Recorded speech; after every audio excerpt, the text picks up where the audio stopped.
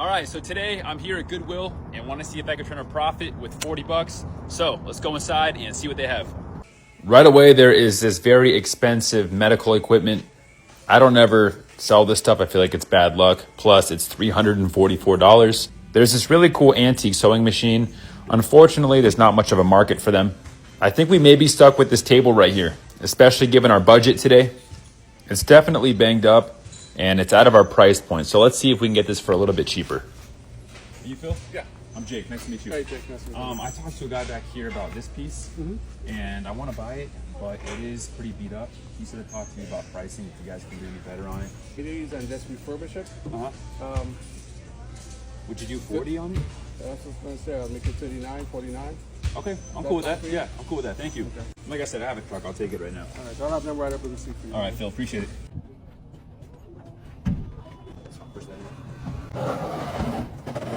All right, so pretty cool. They dropped it from 54 to 39. We used 20% off, so got it for $31.83. All right, that ain't going nowhere. All right, just got home. Let's get this guy off the truck and we'll get right to work. So the first and most important step in all of this is sanding it. So we'll grab our sander, we'll mask up, and we'll get right to it.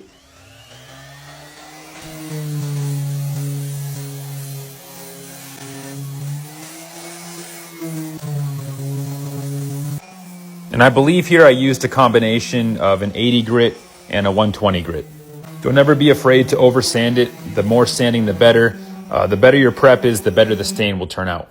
And just like that, the top is all sanded. I'm gonna bring it in the garage and stain it in there to avoid bugs and dust.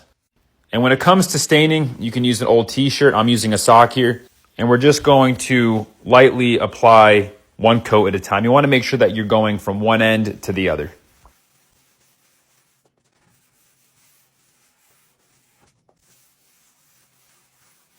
That's the first coat. We're gonna add the second coat here.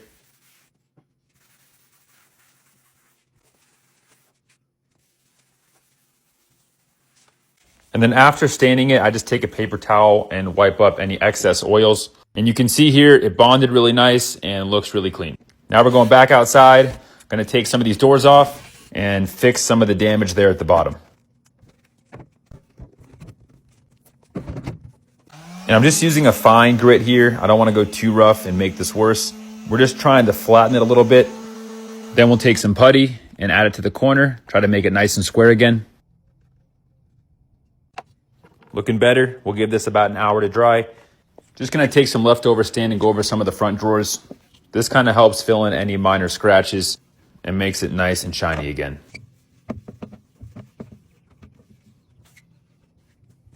Now we'll go back to the front cabinets and put that layer of stain on, which as you can tell, it looks a whole lot better.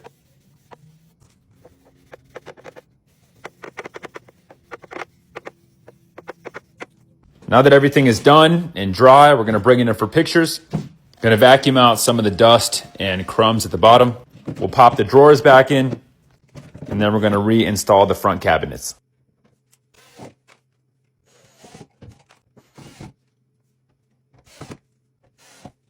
Just a real quick stage job. And remember how rough this was at Goodwill. It was chipped, it was scratched, it was worn out, and now she is nice and polished.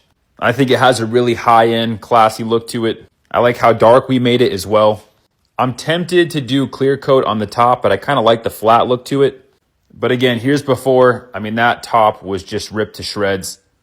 And thankfully, we brought this back to life. You guys let me know, do you like the flat top or should we go glossy? But regardless, let's go over some numbers real quick. I did do some research. I guess this could be either a dresser, an entry table, a TV stand. I think a safe number to put on this, because some range from 200 to 400, sometimes 500. I think a real safe number is 250. So we paid $31.83 for it. If we subtract that from $250, we get a potential profit of $218.